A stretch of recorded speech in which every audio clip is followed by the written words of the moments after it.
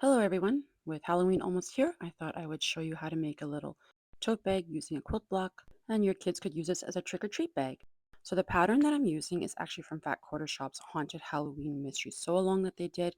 I did not do the whole sew-along, but I'm going to be making that bat block and not the stars, so that's the fabrics that I have cut out for myself. And if you watched my video from the scrap bag that I ordered from Fat Quarter Shop, you'll see that I'm actually using some of the fabrics that I got in that.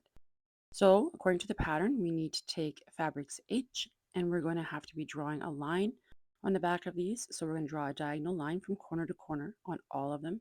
And we're going to be making some flying geese units. This block actually has quite a few flying geese units. Once we've drawn those lines, we'll take fabric K, and these are the ones that we're going to be using to make our flying geese units. We need two of these, as these are our bat wings. And flying geese units are actually very easy to make. I usually prefer to do 4 at a time, no waste. But because I don't need 4, I will be following the pattern and just doing them. And then we're just going to sew right along that line. Once we have them sewn, I always press them before I trim them. I'm just going to open that up and make sure that we don't accidentally trim off the part that we need. I'm going to take my ruler and line up my 1/4 inch line with my stitch line and then just cut it with my rotary cutter. You could use a scissor. You don't need to be 100% exact here. That's fine. But I just figured I would show you how I do it. Usually I use a scissor. But this time my rotary cutter and my ruler was closer, so that's what I used. Once we have finished trimming off those sides, we're going to take our next block and we're going to lay it on the opposite end of our fabric K. And then we're just going to be sewing in a different direction now. And that's going to give us our flying geese unit. And this is actually perfect for those little bat wings. And then once these are done, I'm just going to trim these corners as well so that that's all ready to go. And then we'll move on to the next one. I will leave a link to this pattern in the description box below. It is a free printable on Fat Quarter Shop. Next up, we're going to be taking fabric M. These are tiny little squares. And fabrics I, and we're going to be making a very small little flying geese unit. It's the same process as before. And we're just going to make this, and this is going to make up the bat ears.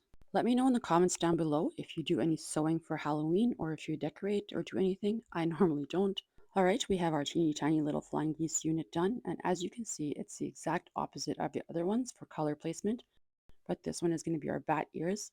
So now we need to take fabrics L, which is just one little piece, and we're going to be sewing this onto the bottom of our unit, just like so. Lay those right sides together, and you could pin this, but I'm just going to line it up, and when I sew it, I am going to be making sure that I don't go too far in because I don't want to lose my point there. So right where my threads cross, I want to stay right in line with that.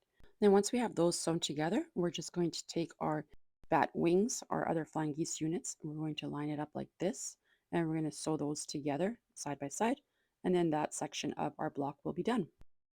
I have this section all done, so we're ready to move on to the next one, which is another flying geese unit. So we need to take fabrics G and fabric J, and we're going to use those and then just make another flying geese unit. And I feel like I'm saying that way too many times, so I'm sorry. But yes, this is going to be the bottom of our bat. So I'm just going to make this unit and then I'll show you how to put it together. And we're pretty much done the block assembly here. The rest is all very simple. I mean, this whole block is pretty simple and anybody could do it, I believe. I believe this is very beginner friendly. So now we just need to take fabrics F and then put one on each end of that bottom of the bat unit.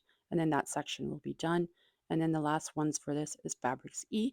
You will have two of these. One will go on the bottom and then the other one will go on the top, and you're just going to sew this all together. The pattern has great instructions. They're super easy to follow. But let me get this done and then we will move on. All right, I have that block all done. So now we just need to take fabrics A, which is our background fabric, and I chose black because, well, it's Halloween and we need to have some black. I've already drawn the lines on these, and these are going to go on all 4 corners so that when we flip them over, it's just going to give us more of a moon shape instead of the square. So I'm just going to pin these all in place, and then I'm going to go and sew on that line and then give it a good press and trim off the extra corners. These are just snowball corners or sew and flip, whichever one you want prefer. And you just want to make sure that your square is lined up really nicely with the edges of your block so that everything's going to come out nice and square when you're done. All right, so I have all of my corners sewn on. So all that's left to do now is to flip that up and then take my ruler, line my 1/4 inch line up with my stitch line, and then cut off the extra of the fabric. I think this would make a really cute throw pillow as well, and not just a tote bag. You could really use this anywhere. But I'm going to be adding some borders on the sides here because I want it to be a little bit bigger than what this block is. So I cut some strips at 3 inches wide, and I'm just going to lay them right sides together and sew them on. And I'm going to do the same thing for the top, but the bottom I'm going to need a little bit wider. So let me get that done. So I have it all sewn on here. So like I said, I added 3 inch sides and 3 inches on the top. And then on the bottom, I added 5 inches because we do need an extra 2 inches there because I'm going to be making a tote bag and I want to box the corners. Right now, this is measuring 15 inches by 17 and a half, but I think that's going to be too big. I'm not sure if my lining fabric will be big enough, but I'm going to make adjustments if I need to. So now I just found a piece of scrap batting that was big enough for this, and I'm just going to lay this on here and make sure that everything's nice and smooth. I'm not planning on doing a whole lot of quilting on here. I'm probably just going to outline the moon part and maybe like outline the bat. Like I said, I want to do minimal, but I'm going to pop a few pins in here just to make sure that it doesn't shift around too much while I'm working on it and scrunching it through my sewing machine. And I've also cut a piece of black fabric, and this is just going to be for the back side of my bag. Probably just going to do some straight line quilting on here, nothing fancy. So I decided to just use my masking tape and place it so that I would sew every 2 inches. So like I said, just some straight line quilting. And I didn't even bother to change my thread colors, so it's very contrasting. And I normally don't do that because if I don't sew straight, then it hides it and I don't have to worry about it showing too much. But I actually really like the way this looked. And here I was just outlining the bat. And if I had left this in real time, it would have been forever. And there you can see I finished the quilting. That lighter thread is really showing up. And I did end up cutting these smaller. They are now measuring 13 by 15 inches. Unfortunately, my lining fabric just wasn't big enough to do the other size. But now we need to cut out our corners so that we can box them because we need this bottom 2 inches to go in like this. So I'm just going to be taking a ruler and then we're going to just draw out a line. I'm going to be cutting my squares at 2 by 2 inches. And I'm telling you, this chalk pencil is garbage. I don't even remember where I got it from. I think I got it from Amazon and I don't really like it. So if you have a good recommendation for a nice chalk pencil for when you're drawing on darker fabrics, I would greatly appreciate it if you would let me know where to find one in the comments. Like it does show up, but I have to go over it repeatedly before it does. So you're just going to do the same thing on the back side of your bag and draw a square on each of the bottom corners. And then I'm just going to use my scissor here and very carefully cut that square out, trying not to cut into the bag or anything like that. I don't want to make this bag any smaller than I need to. And we're just going to repeat the same process on all four corners on the bottoms of our bag, front and back. And then we're going to repeat the same thing on our lining fabric. This is also from that scrap bag that I got from Fat Quarter Shop. My lining fabric is also measuring at 13 by 15 inches, so it's the same as my front panel and back panel for the outside of my bag. And I'm just going to be laying them right sides together. And yes, I caught myself there. I almost put it together wrong. I mean, I could have still fixed it at this point. But I'm just going to line these up very nicely, and then I'm going to cut out those corners on the bottom so that I can box them. Once I've done that, I'm just going to pop a few clips on just to hold everything in place while I sew it. And on this bottom section here, we're going to need to leave an opening so that we can turn everything right side out later on. That way we're going to have a nice fully lined tote bag with no raw edges, just the way I like them. And then you're going to take the two pieces from the outside of your bag and then just lay those right sides together and do the same thing. Pop some clips in and then sew them. I'm sewing with a 1/4 inch seam. You could go wider if you wanted to, but this is just the way I was doing it. I didn't have a pattern here. Again, I was just making it up as I went. So I just pick sizes and go with it and make adjustments as I need to. And once we've sewn the sides and the bottom, we're going to be doing our little box corners here. So you're just going to open that up. And I'm sorry, I did not realize that I was so out of frame for this part. So you're just going to open that up and then you're going to line up your side seam and your bottom seam. I do try to bring it back into frame a little bit here. I don't know how I did not notice this, and I do apologize for my poor camera skills here. But you just want to line up those seams and then you're going to pin it in place or clip it. And then I'll be sewing with a 1/4 inch seam as well. And I'm sorry, apparently I forgot to press record there for a while when I was sewing. Apparently I was not having a good day in my filming studio. But here is my outer layer of my bag, and I'll zoom out a bit so you can see a bit better. I have this all done and I turned this one right side out and I got my corners all boxed, and my lining fabric I'm just going to leave the way it is, but now we need to make some straps. For the straps, I cut my fabrics at 4 inches by 26 inches, and then I just folded that in half and gave it a press to give a nice little crease.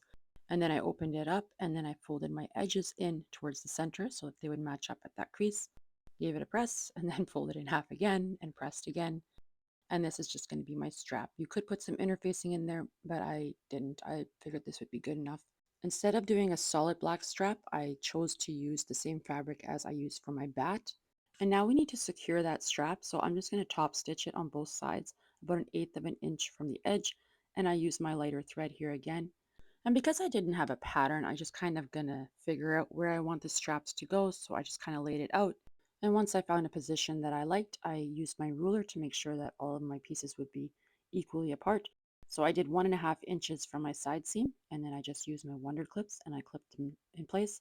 And I will be taking these to the sewing machine and basting them down.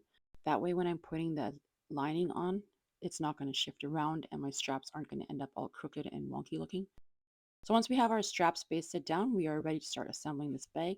So we're just going to take our lining fabrics. We still have that wrong side out. The pretty side is inside.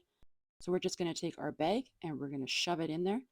And we're just going to make sure that our pretty sides of the fabric are touching. And that way, when we turn it right side out, it will all be in the right orientation.